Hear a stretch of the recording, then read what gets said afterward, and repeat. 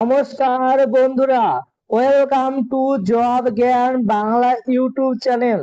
বন্ধুরা, তোমরা সকলেই জানো যে আরআরবি গ্রুপ ডি রিক্রুটমেন্টের এডুকেশন কোয়ালিফিকেশন নিয়ে একটি বিরাট বড় কোর্ট কেস চলছে, যার ফলে কিন্তু তোমাদের এই পুরো রিক্রুটমেন্ট প্রসেসটা কিন্তু আপাতত স্থগিত করা হয়েছে।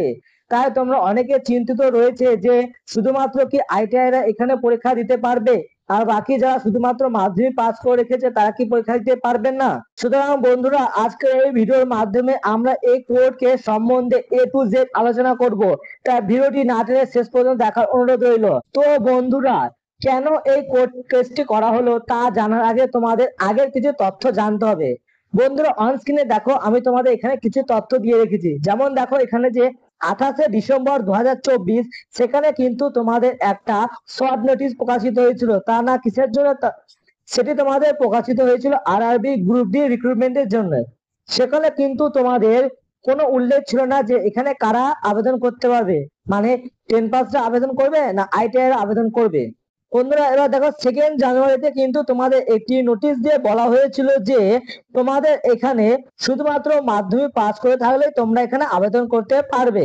কিন্তু বন্ধুরা, 2019-এ যখন রিক্রুটমেন্ট নেওয়া হয়েছিল তখন একটি নোটিফিকেশন দিয়ে বলা হয়েছিল যে এর পরবর্তীকালে আরআরবি যে কোনো পরীক্ষা যখনই নেওয়া হবে তখনই কিন্তু আইটিআই কম্পালসারি থাকবে। কিন্তু যখন এই 2 জানুয়ারি নোটিশটি প্রকাশিত হলো তখন কিন্তু সেখানে শুধুমাত্র মাধ্যমিক পাস ছিল। যেহেতু আরআরবি এডুকেশন কোয়ালিফিকেশন চেঞ্জ করবে, তার কোনো সঠিক নোটিফিকেশন না দেওয়ায় কিন্তু এই কোর্ট কেসটি হয়েছিল। এবার দেখো, 2 জানুয়ারি কিন্তু এর ডিটেল নোটিফিকেশনটি প্রকাশিত হয়েছিল। সেখানে লেখা ছিল শুধুমাত্র 10 পাসরা আবেদন করতে পারবে, অর্থাৎ এখানে কোনো আইটিআই প্রয়োজন পড়বে না।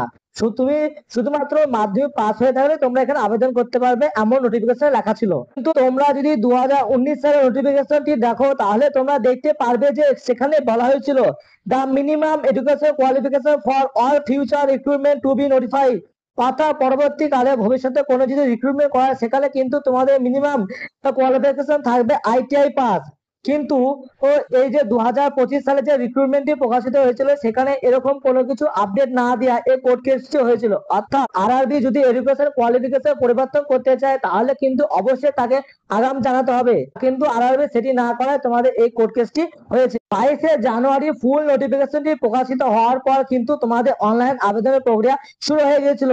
এরপরে যারা আইটিআই করে রেখেছিল তারা ক্যাটের কাছে একটি কেস করেছিল।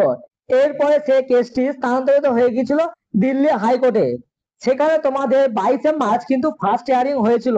সেখানে আরআরবি কে কিছুদিনের সময় দিয়েছিল যে কেন তারা শুধুমাত্র 10 পাস করলো এই নিয়ে তাদের একটি তথ্য দিতে, এবং পরবর্তী শুনানি হওয়ার কথা ছিল 28শে মার্চ। কিন্তু এই 28শে মার্চ যখন শুনানি হয়েছিল তখন তারা বলেছিল যে তাদের এই যে ফাইনাল হিয়ারিং সেটি কিন্তু তোমাদের এই 26শে মে উল্লেখ করা হয়েছিল। কিন্তু কিছুদিন আগে একটা নোটিফিকেশন দিয়ে বলা হয়েছিল তা কিন্তু তোমাদের 26শে মে করা হবে না, তোমাদের সেটি করা হবে 26শে জুলাই। অর্থাৎ বন্ধুরা, তোমরা দেখতে পাচ্ছ যে প্রথমে হিয়ারিং ছিল 22শে মার্চ, তারপরে দেখো 28শে মার্চ, তারপর থেকে দেখো একবারে চলে গেল মে মাসে, তারপর দেখো চলে গেল আবার জুলাই মাসে।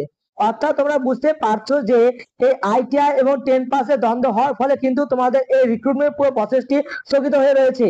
অর্থাৎ বন্ধুরা, তোমরা দেখতে পারলে যেটি 26শে মে হওয়ার কথা ছিল সেটি কিন্তু তোমাদের চলে গেল 26শে জুলাই। এই বিষয়টি জাজমেন্ট দেখো, যেটা 28/3/2025 প্রকাশিত হয়েছে। কি বলেছে? As one of us has to sit in special bench in the post lunch session, it is not possible to hear the matter today, relisted on 26 July 2025। অর্থাৎ তোমরা এই জাজমেন্টের উপর ভিত্তি করে বুঝতে পারছো যে তোমাদের যে পরবর্তী শুনানি সেটি কিন্তু তোমাদের 26শে জুলাই 2025 হয়ে যাবে। অর্থাৎ তোমরা যারা চিন্তিত যে তোমাদের পরীক্ষা কবে হবে, তোমাদের কাছে এখন একটাই পথ, তোমাদের শুধুমাত্র ওয়েট করতে হবে, এছাড়া তোমাদের কিন্তু কোনো কিছু করার নেই। তাই তোমরা ওয়েট করো, যতদিন পর্যন্ত কোর্টের রায় ঘোষিত হচ্ছে না তোমাদের কিন্তু কোনো রিক্রুটমেন্ট প্রসেস এগোবে না। তো বন্ধুরা, তোমরা যারা জানতে চাইছিলে যে কারা এখানে যোগ্য, আইটিআই নাকি নন আইটিআই, তো বন্ধুরা এখন তোমাদের শুধুমাত্র ওয়েট করতে হবে কোর্টের জাজমেন্ট আসা পর্যন্ত। কারণ কোর্টের জাজমেন্ট না হলে তোমাদের সঠিকভাবে বলা যাবে না তোমরা এখানে কারা আবেদন করতে পারবে। যদি এখানে শুধু আইটিআই এর যোগ্য প্রমাণিত হয় তাহলে শুধু আইটিআই এর বসতে পারবে, আর যদি নন আইটিআই এর যোগ্য প্রমাণিত না হয় তাহলে এখানে এমন কিছু কিছু পোস্ট আছে যারা শুধুমাত্র মাধ্যমিক পাস যোগ্যতায় পরীক্ষা দিতে পারবে। সেটা যদি তাও না করা হয় তাহলে কিন্তু তোমাদের যে অনলাইন আবেদন ফি সেটি কিন্তু তোমাদের পুরো রিফান্ড করা হবে। সুতরাং পরবর্তীকালে কোর্টের কোনো আপডেট পেতে আমাদের চ্যানেলটি এখনই সাবস্ক্রাইব করে রাখো। সুতরাং বন্ধুরা আজকের মতো এটুকু, আবার দেখা হচ্ছে পরবর্তী কোনো আপডেট নিয়ে।